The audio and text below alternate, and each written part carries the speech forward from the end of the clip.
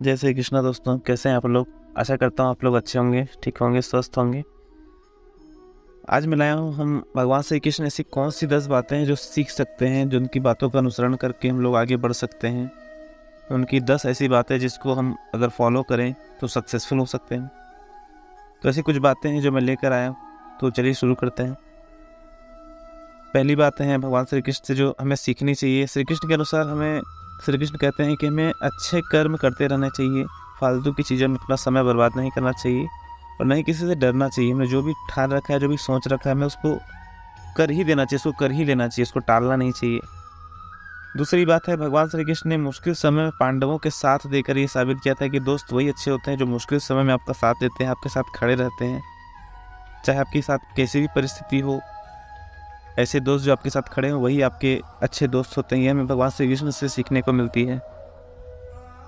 तीसरी बात है, महान योद्धा अर्जुन ने न केवल अपने गुरु से सीख ली बल्कि अपने अनुभवों से भी बहुत कुछ सीखा। इससे ये शिक्षा मिलती है कि हमें अपने शिक्षक के अलावा अपनी गलतियों और असफलता से भी सीखना चाहिए। चौथी बात है, अगर पांडवों के पास भगवान श्री कृष्ण की स्ट्रेटजी नहीं होती तो उनका युद्ध में जीतना असंभव था। इसलिए किसी भी प्रतियोगिता से पहले स्ट्रेटजी बनाना बहुत जरूरी है, तभी आपको सफलता मिल सकती है। पांचवी बात है कि इंसान को दूरदर्शी होने के साथ साथ हर परिस्थिति का आकलन करना आना चाहिए, जिससे वो हर परिस्थिति के लिए वो तैयार रहे। छठी बात है, श्री कृष्ण का कहना यह है कि हमें मुसीबत के समय में या सफलता न मिलने पर हिम्मत नहीं हारनी चाहिए। इसके बजाय हमें हार की वजहों को जानना चाहिए, असफलता क्यों मिला है उसके कारणों को जानना चाहिए और आगे बढ़ना चाहिए।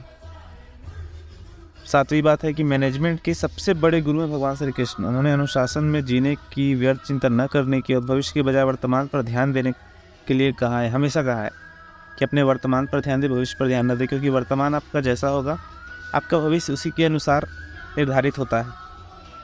इसलिए हमें वर्तमान पर ही ध्यान देना चाहिए, वर्तमान पर ही हमको कर्म करना चाहिए। और उसके बाद आठवीं बात है जो भगवान श्री कृष्ण में सीखने के लिए मिलती है, जैसे कि भगवान श्री कृष्ण ने अपने गरीब मित्र सुदामा की मदद करके उसकी झोपड़ी को महल बना दिया था। उसी प्रकार दोस्ती में भी हमें कभी भी अमीरी गरीबी नहीं देखनी चाहिए, सच्चाई से दोस्ती निभाना चाहिए। नौवीं बात है, श्री कृष्ण के अनुसार जब हमारे विरोधियों का पलड़ा भारी होता है तो हमें कूटनीति का रास्ता अपनाना चाहिए, क्योंकि तब सीधे रास्ते से विजय नहीं मिल सकती, विजय पाना असंभव होता है। इसलिए भगवान श्री कृष्ण को एक महान कूटनीतिज्ञ भी कहा जाता है।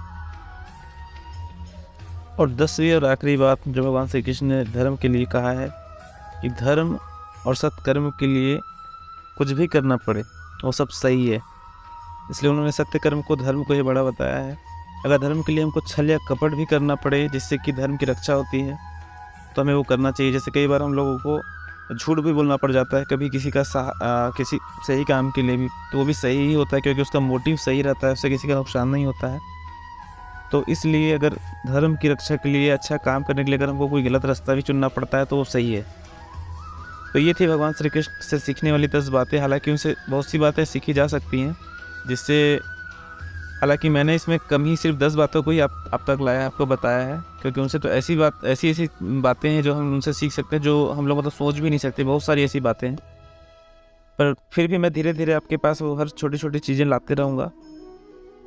जाते जाते मैं आपसे एक रिक्वेस्ट करना चाहता हूँ कि मेरे चैनल को सब्सक्राइब करें, वीडियोस को लाइक करें, शेयर करें और अपना प्यार बनाए रखें।